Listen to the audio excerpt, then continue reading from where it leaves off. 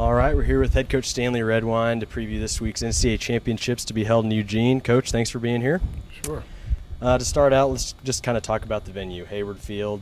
You've competed there as an athlete and coached athletes there numerous times. What makes Hayward Field special, and what should the KU athletes competing there this week expect? Okay. Hayward Field is a great place to compete. The thing that makes Hayward Field special is the fans. The fans are track knowledgeable. They know what a good mark is. They know what good performances are, and so that just brings out the best in the competitors because they understand that that not only they're doing it for their institutions, but the fans understand what the marks are. So they have a tradition of hosting big meets. Just this year they're going to host the NCAA. Next year they'll host World Junior Championships. So they're used to putting on big meets, and the fans and the crowds are used to being there. So it's always fun to compete in front of 16,000 people. Let's talk a bit about the women's team. Obviously, high expectations with this group as they head into the meet, ranked #1 in the nation. How do you think that team will handle those high expectations and having that so-called target on their back? Well, I think they've done a really good job this year of handling being ranked #1. I think what it means at this point is, yes, they will have a target on their back, but I don't think that having the target put any more pressure on them than they put on themselves to compete well. And so because of that, I think we have the experience. We have probably a senior led team, and I believe that they know how to handle the pressure that they put on themselves. And so by that, they'll be able to handle the pressure from being ranked #1 or being a favorite in the event.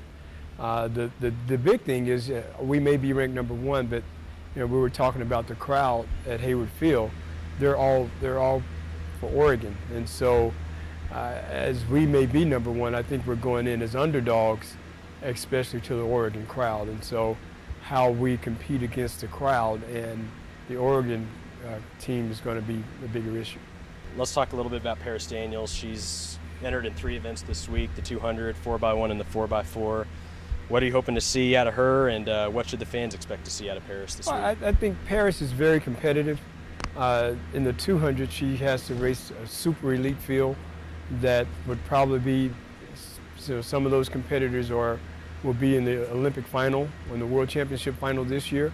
And so what she has to do, she just has to go in and compete and run her race. I think as she continues to run her race instead of, being led by trying to compete against one of the other competitors, she's going to be good at the end.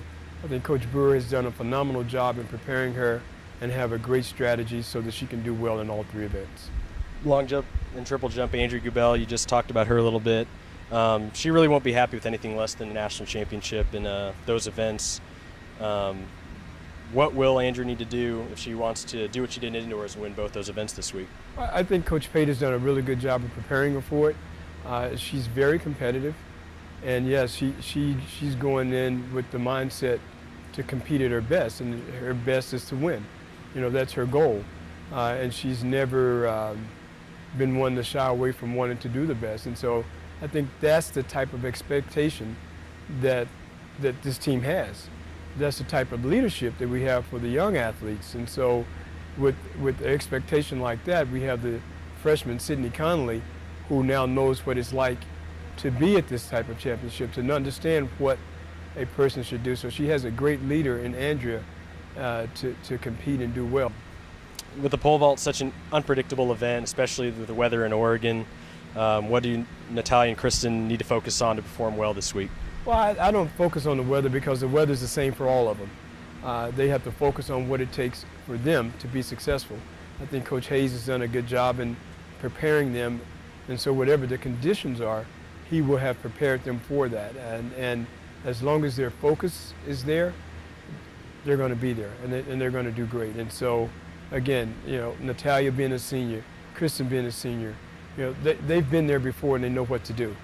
And they've been in situations where we have bad weather, where you have, people around that are also good and know how to handle the pressure. And so that's what I think all of them are able to do.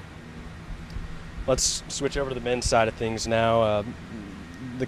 KU men have steadily crept up into the top 15 of the national rankings and are really performing well right now. How fun has it been for you and the coaches to see this young team develop over the course of the season, and how excited are you to see what they can accomplish this week? Well, we're definitely excited about them. I think the success of the women's team indoors has shown the men that they're capable of doing it. And at the beginning of the year, if you would have asked some people, about the men being ranked 15th, would that be great? Well, they always knew that they could, and the coaches knew that they could, and we've been really excited in making and helping those athletes and pushing the athletes to get there. They're ready to compete. All of them are hungry and want to do well, and so I think if they finish in the top 15, that'd be great. Let's talk a bit about individual stars. KU has two pretty good national title contenders, and one of those is Kyle Clemens, and you've coached him personally over the last 4 years. How prepared do you think he is to make a run at that 400-meter title?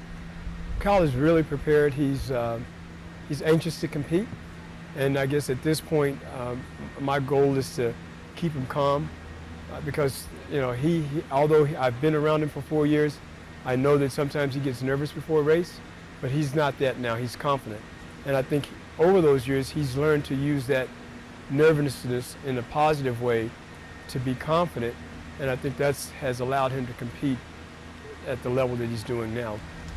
And Michael Stigler, another for sure title contender. Already as a sophomore, he's done some incredible things in the 400-meter hurdles. He has one of the top times in the NCAA going into this meet. What are your predictions for Michael this week? He's quite the competitor.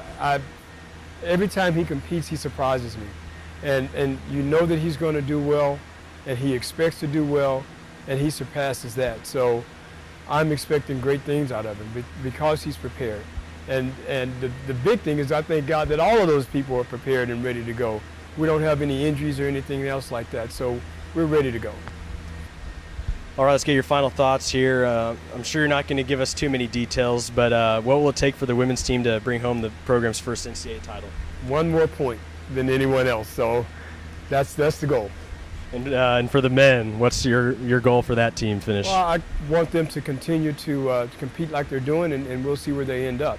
If their ranking right now is 15th, if they did that, that'd be awesome. But I believe that they'll continue to compete well and do the best that they can. And so wherever that takes them, both men and women team, that's where we are. All right, good luck, Coach. Thank you.